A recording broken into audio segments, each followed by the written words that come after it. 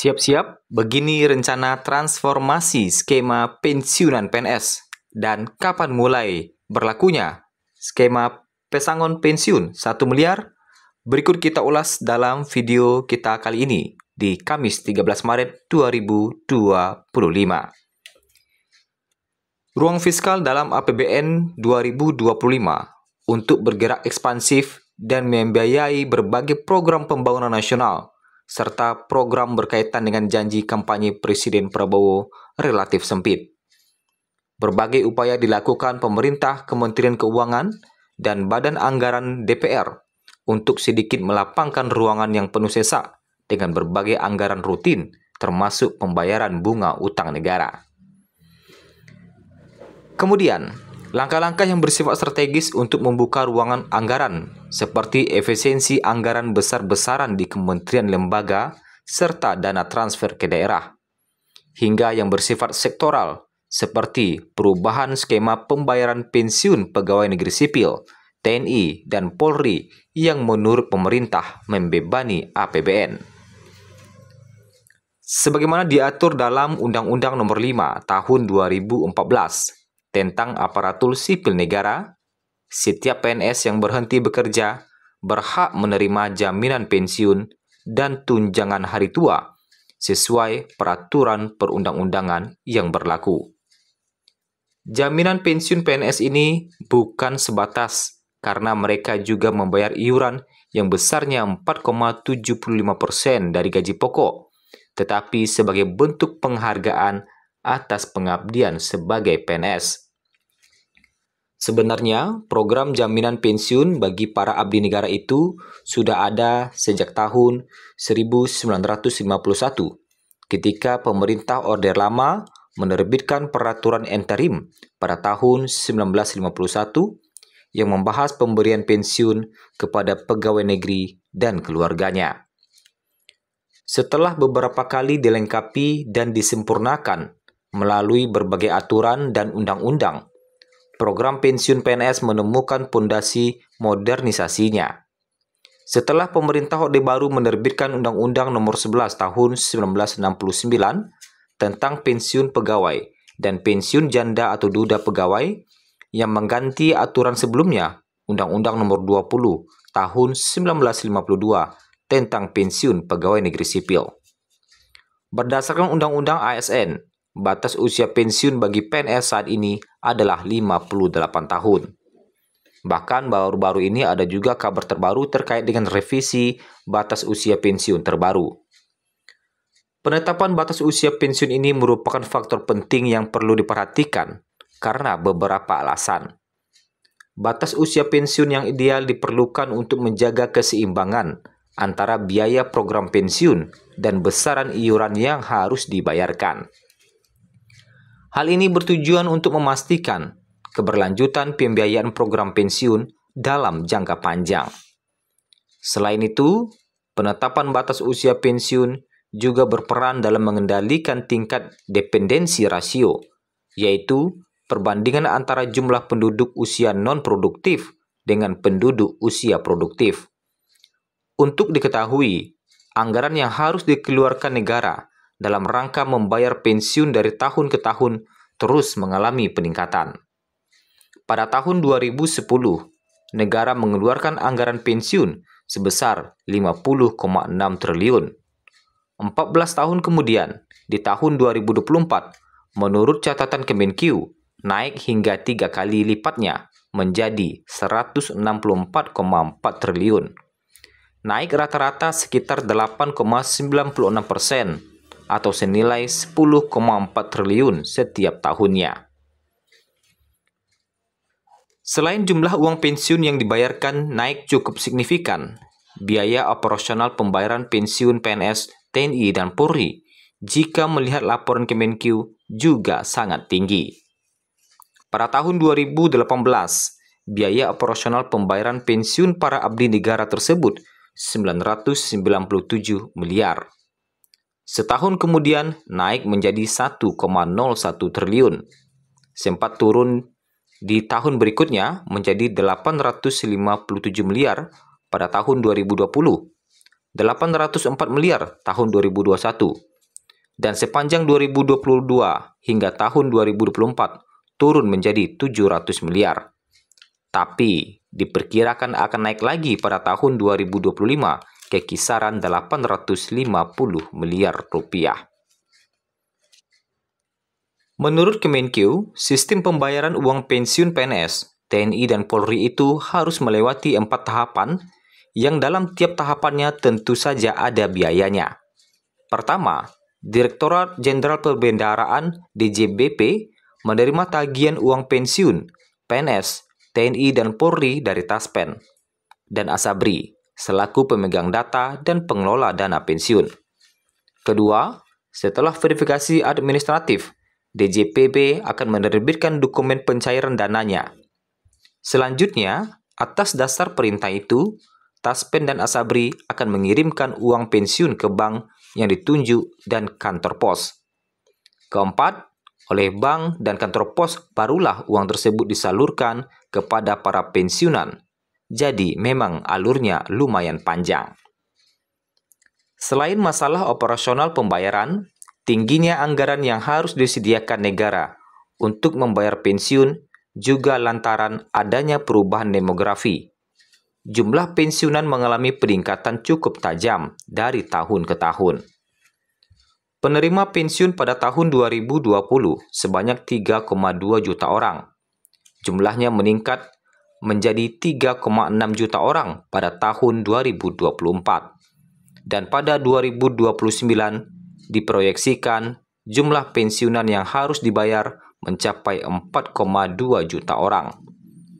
Kondisi ini tentu saja akan berkaitan langsung dengan semakin tingginya nilai pembayaran pensiun dan biaya operasionalnya.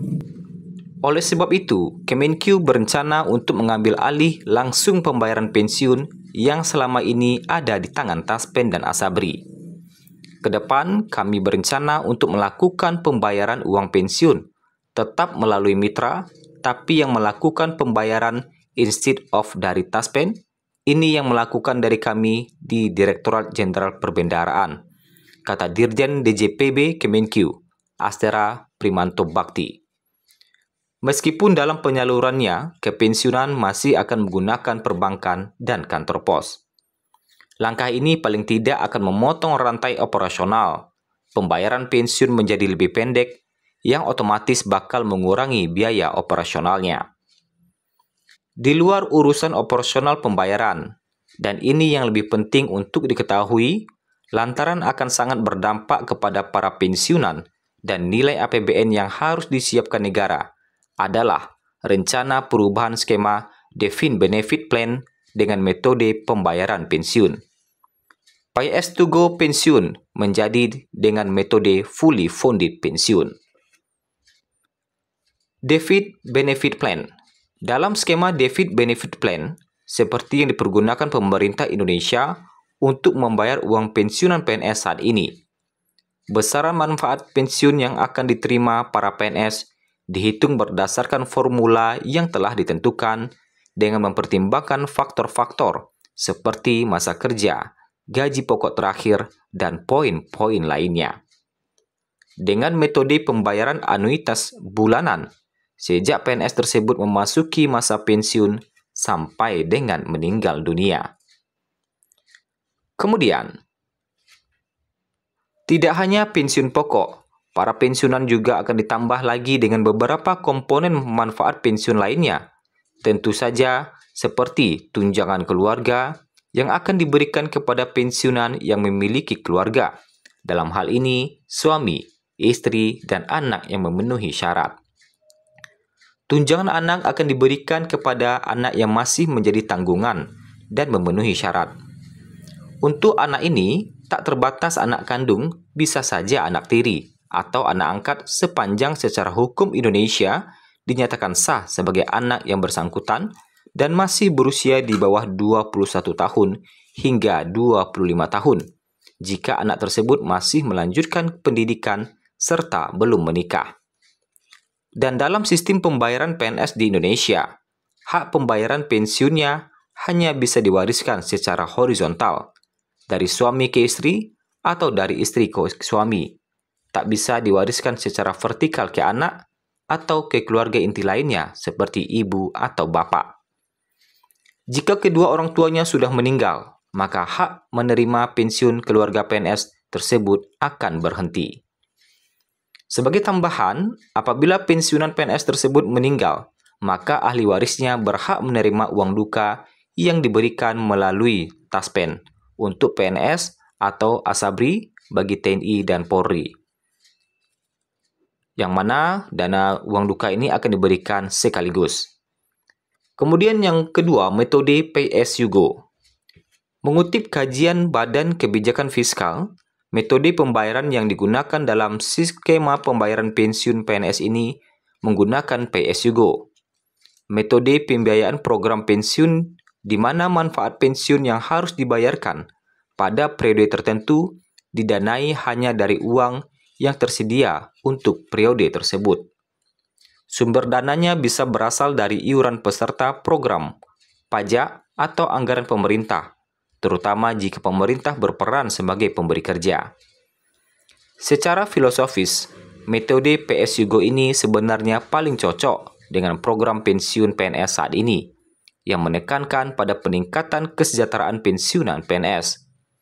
Sayangnya, jika metode pembiayaan seperti ini diteruskan ke depan, akan semakin memberatkan APBN, karena pembayaran pensiun PNS menjadi sangat tergantung pada APBN. Ketika struktur demografi berubah, PNS yang memasuki usia pensiunan semakin banyak ditambah harapan usia hidup semakin panjang, maka pembiayaan jaminan pensiun menggunakan metode Pay as you go menjadi sangat memberatkan. Metode ketiga, metode fully funded pensiun. Oleh sebab itu, pemerintah berencana untuk mengubah metode pembiayaan jaminan pensiun dari Pay as you go menjadi fully funded pensiun, yang merupakan metode pembiayaan program pensiun di mana dana yang dibutuhkan untuk pembayaran pensiun di masa depan dikumpulkan dan diinvestasikan sejak dini melalui iuran yang dibayarkan oleh peserta. Dalam konteks PNS ini, iuran ini dibayarkan oleh PNS aktif dan juga oleh pemerintah selaku pemberi kerja. Dana yang terkumpul dari iuran tersebut kemudian diinvestasikan pada lembaga-lembaga keuangan yang kompeten dan terpercaya. Tujuannya adalah untuk mengembangkan dana tersebut melalui berbagai instrumen investasi yang potensial. Hasil investasi ini akan diakumulasikan dan pada akhirnya akan digunakan untuk membayar manfaat pensiun kepada PNS yang bersangkutan setelah memasuki masa pensiun. Dengan menggunakan metode fully funded, diharapkan beban APBN untuk pembayaran pensiun PNS di masa depan dapat dikurangi atau bahkan dihilangkan. Hal ini dikarenakan dana pensiun telah disiapkan dan dikelola jauh-jauh hari sebelumnya, sehingga tidak lagi bergantung pada ketersediaan anggaran negara pada saat pembayaran pensiun. Di sisi lain, jelas akan diuntungkan pensiunan karena tidak lagi khawatir mengenai besaran dana pensiun yang akan mereka terima. Risiko terkait kekurangan dana sepenuhnya ditanggung oleh pemerintah, yang berarti pemerintah harus menyiapkan dan mengelola dana ini sejak dini. Dengan rencana skema baru ini, diharapkan tidak ada lagi pihak manapun yang menyebutkan bahwa pembayaran pensiun para pegawai negeri ini sebagai beban APBN atau siapapun. Nah, dengan skema fully funded ini dianggap bisa membuat PNS mendapat dana pensiun hingga 1 miliar rupiah. Sebagaimana dikatakan oleh Menpan RB Cahyokumolo yang kala itu masih dijabat oleh Cahyokumolo. Nah, pertanyaannya, kapan skema fully funded ini akan mulai diberlakukan? Mari kita tunggu informasi terbarunya.